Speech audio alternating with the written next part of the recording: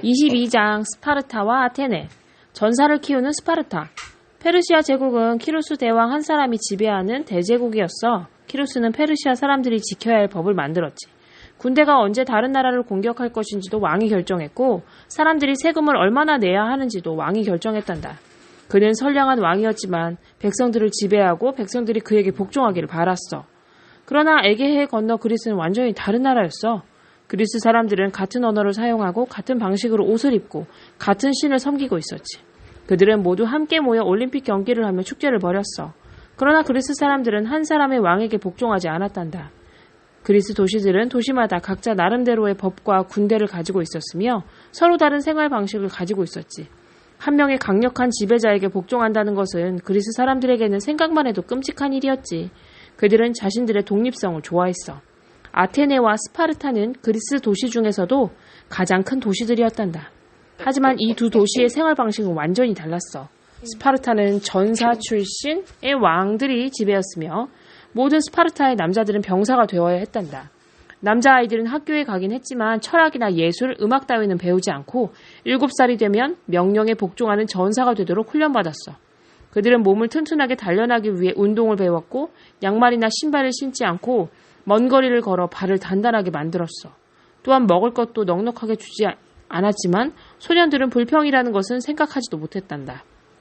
스파르타의 소년들은 강인하고 과묵해야 한다고 교육받았지. 스파르타에서 군인이 되기 위해 군대에 들어가 훈련을 받던 한 소년의 이야기가 있단다. 그 소년은 너무 배가 고픈 나머지 다른 사람의 여우 한 마리를 훔쳤어. 소년이 요리하기 위해 그 여우를 죽이려고 하는 순간 스파르타 군인들이 그에게 말을 걸려고 다가오고 있었지. 소년은 자신이 여우를 훔쳤다는 사실을 알면 스파르타 군인들이 가만두지 않을 것이라는 것을 잘 알고 있었어. 그래서 소년은 재빨리 여우를 옷 밑에 감췄단다. 여우는 소년을 물어뜯기 시작했어. 그러나 소년은 자신이 여우를 훔쳤다는 사실을 들키기보다는 고통을 참으며 똑바로 서서 병사들과 이야기를 나누는 편이 낫다고 생각했지. 여우가 자신의 뱃속까지 파먹는다 하더라도 말이야. 소년은 군인들이 돌아갈 때까지 아픈 내색을 하지 않았어. 스파르타의 모든 소년들은 이런 행동이 용감하고 과묵한 것이라고 생각했지. 소년들은 20살이 되면 체력과 용기를 평가하는 특별한 시험을 치러야 했어. 이 시험에 통과해야만 군대에 들어갈 수 있었으며 원하면 노인이 될 때까지 군대에 남아있을 수 있었지. 군인은 결혼을 하더라도 가족과 함께 살 수 없었어. 병영에서 다른 군인들과 함께 살아야 했지. 그리고 시험을 통과하지 못한 소년들은 투표권을 얻지 못해 완전한 스파르타의 시민이 될 수 없었단다. 그런데 여자아이들은 어땠을까? 여자아이들도 마찬가지로 운동을 배우고 강해져야 했어. 그래야 스파르타를 위해 싸우게 될 소년들의 어머니가 될 수 있었으니까. 고대의 스파르타 사람들에게 전사란 정말 중요한 사람이었지. 스파르타 사람들은 여자란 남자보다 약하고 겁이 많은 존재라고 생각했고 그래서 스파르타의 여자들은 남자들에 비해 중요하게 여겨지지 않았지. 스파르타의 어머니들은 아들이 전사다운 행동을 했을 때 칭찬해 주었고 용감한 행동에 대해서는 상을 주었단다. 스파르타의 어머니는 전쟁터로 떠나는 아들에게 이렇게 말했어. 네 방패를 가지고 돌아오너라. 그러지 않으면 방패를 덮고 돌아오너라. 전쟁에서 진 사람은 방패를 가질 수 없었지. 그 어머니가 진정으로 하고 싶은 말은 이거였을 거야. 전쟁에서 승리해라. 그러지 못하면 죽어서 돌아오너라. 스파르타 사람들은 전쟁에서 지느니 차라리 죽는 게 낫다고 여겼지. 스파르타의 예술이나 이야기는 알려지지 않았지만 스파르타 군대의 용감함과 강인함은 전 세계에 알려져 벌벌 떨게 만들었지. 오늘날에도 아무 불평 없이 고통이나 실망을 견뎌내는 사람을 가리켜 스파르타 사람 같다고 말한단다. 민주주의가 꽃핀 아테네. 스파르타 사람들은 그들의 왕에게 절대 복종했어. 그러나 아테네에 사는 사람들은 달랐단다.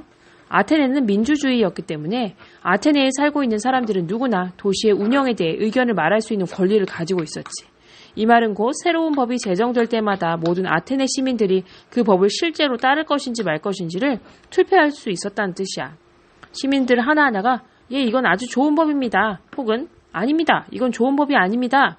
라고 말할 수 있는 기회를 가졌지. 아니요 보다 예에 투표하는 사람들이 많으면 그 법은 통과되는 거야.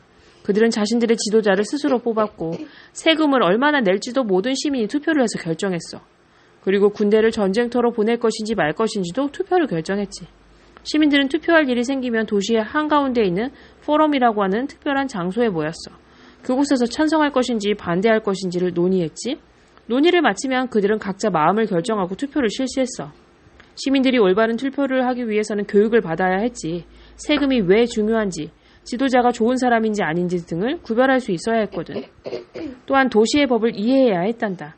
만약 그들이 무지하다면 도시 정부에 대해 올바르게 논의할 수 없을 것이었어. 게다가 어떻게 투표를 해야 할지 마음을 결정하지도 못하게 되는 거지. 이런 이유에서 아테네의 교육은 스파르타의 교육과 매우 달랐단다. 스파르타 사람들은 왕을 위해 싸워야 했고 복종해야 했어. 그래서 그들은 용기와 강함과 복종을 가르쳤지. 반면 아테네 사람들은 세금과 법률, 정부에 대해 교육받았어.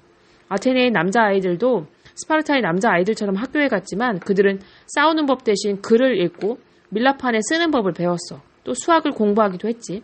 그들은 수를 세는 것은 물론 더하기와 빼기도 할 수 있었단다.